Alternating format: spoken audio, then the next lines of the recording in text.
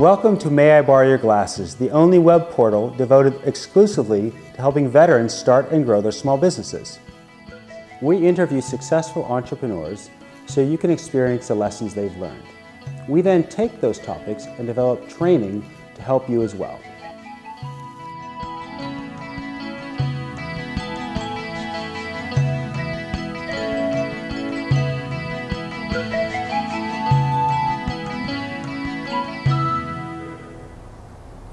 Welcome to May I Borrow Your Glasses. I'm Alan Stewart, and I am so pleased today to have Ted Pena, who is president of the Visio Group, here with us today, talk about how he started his own sales and marketing organization.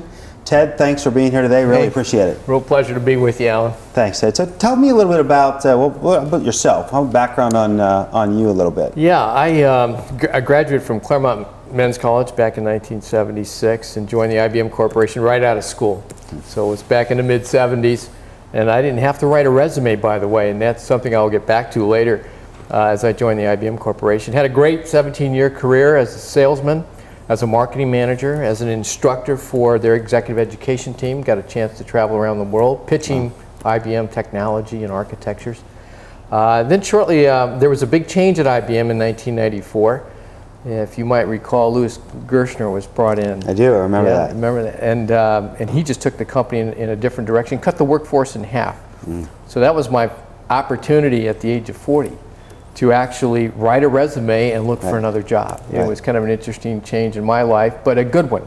I got a chance to step out of the IBM mold and learn what the other things that were going on in the marketplace. So did that, and then worked for SDG&E for a couple of years and explored some sales and marketing opportunities there, which I'll be happy to tell you about more later. And then joined CSI Leasing, which is spent 13 years financing technology projects, competing with IBM Global Finance, so that was a lot of fun. And after a while, back in 2010, 11, I thought, you know, it's time I started my own sales and marketing. I figured I had enough experience, I could help others, mentor, coach, teach. Right, so you've had a lot of experience. Sounds like you just said, okay, it's time for me to go on my own, use what I've already learned, and start my own deal. You know, that's true, and I knew just talking with colleagues like yourself over the years, stepping out on your own as a consultant to start a new company, you can starve for about a year. Right. So you've got to be very careful, and you've got to do some planning ahead of time. So while I was still with CSI Leasing at the time, I was networking an awful lot. One of the key ingredients to success is networking with others. And one of my past customers from way back, a fellow by the name of Ed Sternagel, asked me to be on an advisory board for a small IT firm. Okay. And that was the beginning. I donated my time. I met quarterly with the board and contributed my expertise and experience to a small IT organization here in town. And it was a chance to just share that experience. It was a lot of fun. And then that turned into, wow, why don't you help us train our salespeople? Right. And all of a sudden I'm doing some side consulting on mentoring salespeople, not necessarily to be like me, but to grow in their careers as salespeople. Right. So you started slow, essentially. You kept your day job. And we hear this a lot. And a lot of our the people that send in questions and watch our videos, they say, well, I want to start. I know I want to be my own boss, but I either can't afford to do it yet, or I haven't saved enough money, or I can't live on that first client, you know. Right. So they have to keep their day job. So it sounds like you did the same thing and leveraged that to grow it a bit. Yeah, absolutely. And in my scenario, I started pretty much late in life with my new company. There's a lot of younger people out there that don't have the overhead that I have. So one of the cautions, if you will, as you move into your own business and start your own business, is make sure you've got funding to cover yourselves for probably 6 months to a year. 6 months. If you're going to step out on your own. So be ready not to make a lot of money when you start. I was fortunate in that doing a little bit of side consulting, I built a little portfolio that I could leave CSI Leasing and jump into some terrific opportunities that kept me going in the right direction. So, word to the wise: make sure you're ready for it. Make sure you're ready for it, because it'll come hard and fast, essentially. So once you decided that, okay, I'm going to do this full time, you had already established essentially some kind of a book of business, a couple clients that were your, let's say, your marquee clients. The first ones to give you that stability to be able to take that big leap. That's right. I had 3 clients basically, 2 small IT firms here in town, and then and I do some other things in event management and planning in the nonprofit world, and that's another career we can talk about. As I was in corporate America, I was doing a lot of community service, and I turned that into a practice as well. So I was able to leap into that and have enjoyed it. It's been 2 years now, and we're working hard. We're doing an awful lot of fun things. Well, I tell you, one of the things you said when you first started was how you used that networking. So it sounds like a lot of the things that you have done in terms of how you're building your business is all keyed around the networking side of things. Whether you're volunteering or you're joining other organizations, you did that. It sounds like that leveraged your ability to grow the business as well. Boy, absolutely, and I would recommend to any young entrepreneur to make sure that they're involved in other organizations to kind of spread the word. It's a rare exception that someone has a unique expertise or a product that they can just jump in and off they go and they're millionaires. I mean, there's just a few of those folks out there. And the entrepreneurs we know in town, we know for sure nationally, internationally, the Bill Gates of the world, if you will, the Steve Jobs of the world, they struggled in the beginning. But they were able to create products and services that were very unique in the marketplace and be able to go to market and be very productive down the road. So now you're more established now. What would you say your typical client or customer is like? Is it a small startup? Is it an organization? Is it a large company? Who do you target and why? Yeah, you know, it's really a combination of a couple of things. One is I come from the IBM corporate marketplace, so I could easily mentor, coach, and teach those organizations that have established sales organizations. And that's always a lot of fun and bring some of that expertise to the table for them. But here in San Diego, and this is another thing that entrepreneurs need to understand, is where are they marketing their services. So here in San Diego, it's a small town, and there's a lot of companies with less than 100 employees. So I have had the opportunity to work with the smaller organizations who either don't have a sales organization or have one and not quite sure how to manage it. And those have been that 10 to 25 to 50 employee size company. There's a lot of need out there for that, for resources in that area.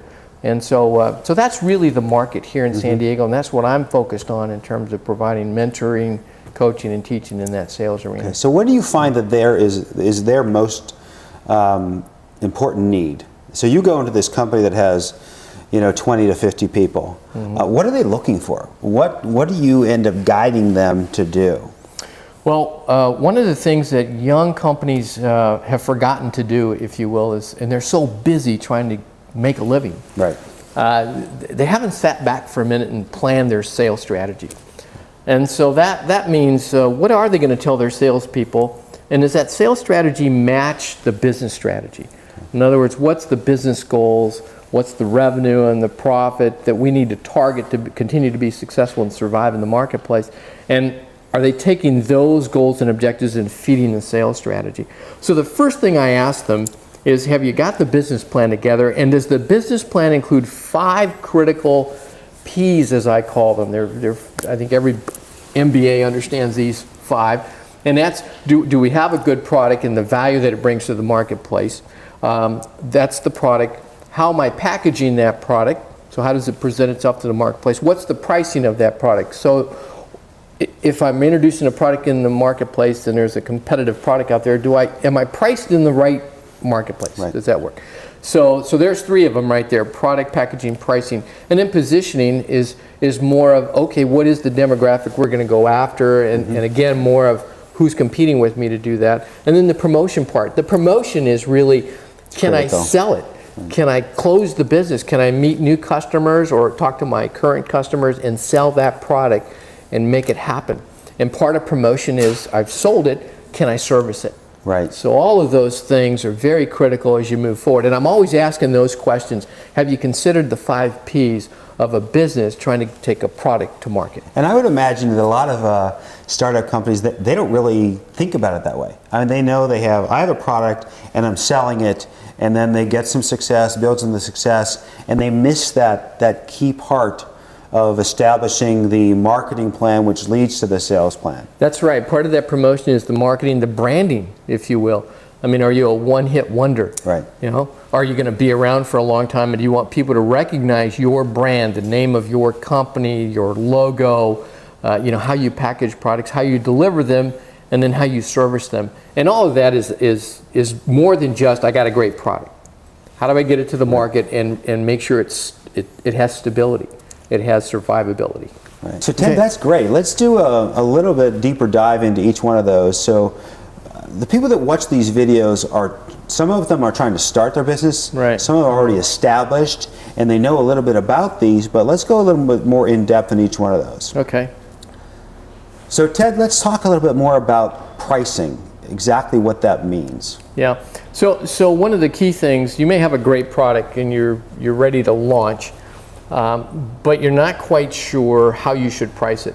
So one of the things that we encourage young entrepreneurs to do and companies to do is to understand what it costs to make that product. And that's the direct cost as well as the indirect cost. It's the material. It's the things that go behind the scenes to be able to create that product and deliver to the marketplace without profit. Right. Now we've got to think about what's the gross margin and the profit that we can add on top of that. And you can be so high with that particular percentage that it just takes you out of the marketplace. Nobody will buy it, no matter how good the product is. On the other hand, if the product delivers value and that pricing model, and you can articulate the value it brings, the benefit it brings to the user, to the customer, they might be willing to pay more for that product versus some other competitive product. So all of that's really critical as you begin to look at what am I going to price the product to be able to make it long-lasting and profitable for the company. So Ted, let's talk a little bit more about what you mean by the product itself. Yeah, you know, everybody thinks they have a great product. Boy, there's a lot of companies out there, especially the scientists, more of the folks that have the genius to create something that's new and innovative. And they think everybody wants to have it because they think it's a great thing.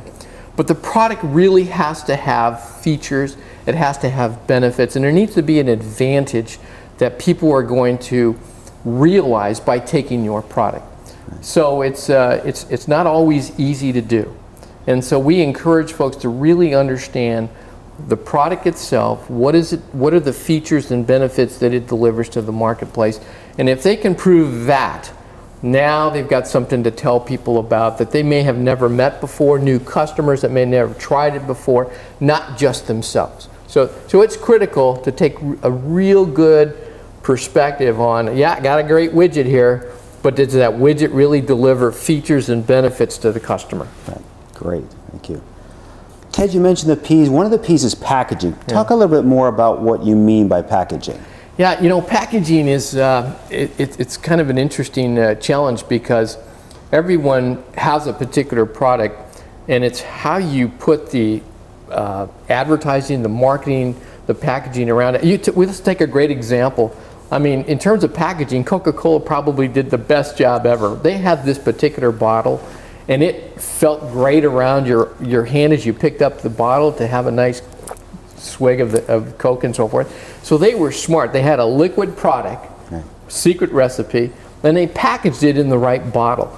Now you got cans, you've got different kinds of bottles. If you look at anybody's beverage product and so forth, you see all kinds of different forms and so forth. So it's important that relate to the customer that's trying to drink your particular liquid or your product and so forth. So it's kind of fun to take a look at that and see what you can do with it. And then, do you put it in a 6-pack or do you put it in a case? What shelf do you put it on? So now you're packaging this thing to make it presentable, if you will, so it's attractive to the customer who says, that's interesting, I think I want to buy that.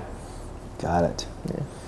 So Ted, one of the P's that you talked about was positioning. Tell us about positioning and what you mean by that. You know, positioning is critical because here you got a great product, you've packaged it and you've priced it. How do you position it in the marketplace? And this is where you get an opportunity to look at the customer. Who's the customer that's buying it, and what are the competing products that the customer could choose?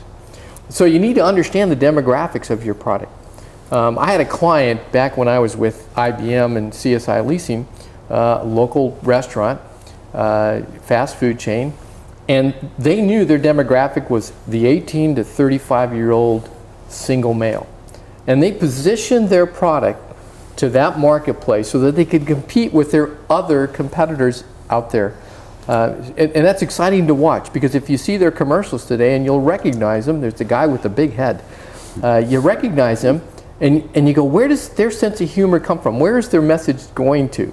And it's going to that particular demographic. So understanding the demographic, understanding the products that compete in that demographic is critical in your positioning strategy.